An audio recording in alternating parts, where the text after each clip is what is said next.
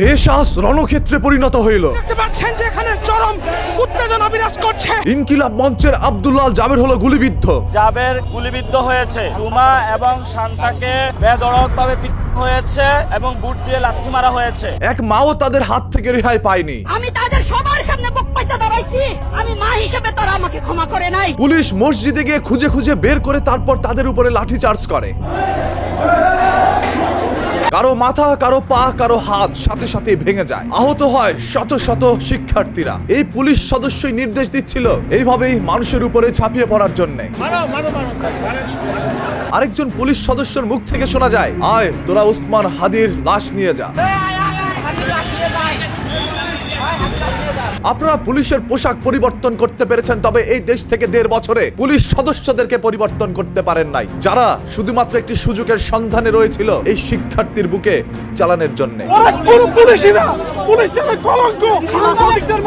5ই August 2024 সাল বাংলাদেশ থেকে বিতাড়িত হয় শেখ হাসিনা সরকার। তৎকালীন আওয়ামী লীগের নেতাকর্মীর পাচেটে অসংখ্য পুলিশ সদস্যরা যোগদান দিয়েছিলেন বাংলাদেশ আইন শৃঙ্খলা বাহিনীতে, এবং যখন দেখলো তাদের সরকারের পতন হলো, তখন তাদের মনের মধ্যে আক্ষেপ জড়ো করে রাখে এবং তারা একটি সুযোগের সন্ধানে থাকে। কবে ছাত্রদের উপরে লাঠি চার্জ করতে পারবে এবং গুলি চালাতে পারবে, মনের ক্ষোভ প্রকাশ করতে পারবে, সেই দিনটির অপেক্ষায়। আজ 6ই ফেব্রুয়ারি 2026 সাল জুমার নামাজের পরপরই কিছু সংখ্যক পুলিশ তাদের মনের ক্ষোভ প্রকাশ করে। আমরা নিউজ কাভারে এসেছি, তারা কিন্তু আমাদের সিনিয়র রিপোর্টারদেরও ছাড়েনি। তারা কিন্তু সবাইকে উদ্দেশ্য করে একে একে অতর্কিত হামলা করছে, সাংবাদিকদের গণহারে পিটাচ্ছে। হ্যাঁ, শিক্ষার্থীরা অবশ্যই ভুল করেছিল। কিছু সংখ্যক আইন শৃঙ্খলা বাহিনীর সাথে দুর্ব্যবহার করেছে, বাজে আচরণ করেছে। ওইখানে দায়িত্বশীল সেনাবাহিনীরা তো তাদের উপরে ঝাঁপিয়ে পড়ে নাই, আর সাধারণ শিক্ষার্থীরাও সেনাবাহিনীকে বাজে মন্তব্য করে নাই, করেছে পুলিশ সদস্যদেরকে। কারণ এই পুলিশ সদস্যরাই তাদের উপরে লাঠিচার্জ করছিল। নির্বাচন হবে না, কেন নির্বাচন এবার হবে না সেটারই বহিঃপ্রকাশ এখন আপনারা দেখতে পাচ্ছেন। আমরা যতদিন বেঁচে থাকবো আমরা নির্বাচন বয়কট করব, নির্বাচন ডিউটি করব না ইনশাআল্লাহ।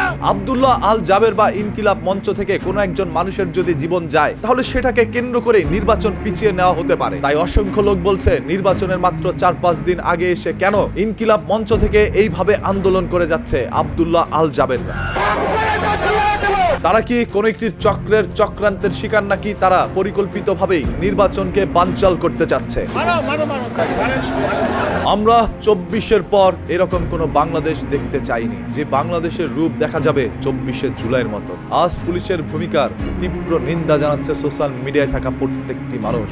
আমরা কোন পুলিশকে তো আগে এরকম দেখিনি। আমরা তো 5 আগস্টের আগে খুব কম দেখেছি সাংবাদিকদের উপর হামলা। এখানে গণহারে সকলে একত্রিত হয়ে সাংবাদিকদের উপর হামলা চালাচ্ছে। যেই দেশে বিচার চাইতে গেলে আমার বুকে গুলি চালানো হয়, সেই দেশ আমার না। যেই দেশের প্রশাসন এখন পর্যন্ত ওসমান হাদির অপরাধীকে ধরে আনতে পারে না, সেই দেশ আমার না। যেই দেশে আজ শিক্ষার্থীর শরীরে লাঠি চার্জ করার পরে সরকার চুপ করে থাকে, সেই দেশ আমার না। এই প্রত্যেকটি জিনিসের চরম খেসারত দিতে হবে। শেখ হাসিনার পতন হয়েছে, তবে কোনো এমপি মন্ত্রী জনগণের হাতে ধোলাই খায়নি। একটি বড় ধোলাই অপেক্ষা করছে কোন একটি দলের উপরে, যারা পুনরায় স্বৈরাচার হয়ে উঠতে চাইবে। ইনকিলাব মঞ্চের আর কোন একটি কর্মীর উপরে যদি ন্যূনতম কোনো আচরণ পড়ে, পুরো টাকা অচল করে দেওয়া হবে। সেই জনগণের ধোলাইয়ের হাত থেকে তারা রেহাই পাবে না, যদি এখনই তাদের অভ্যাস চরিত্র পরিবর্তন করতে না পারে। যতই মানুষের জীবন যাক, তারপরও আমার ভাই ওসমান হাদির বিচার যতদিন না হবে, ততদিন পর্যন্ত এরা রাস্তায় থাকবে।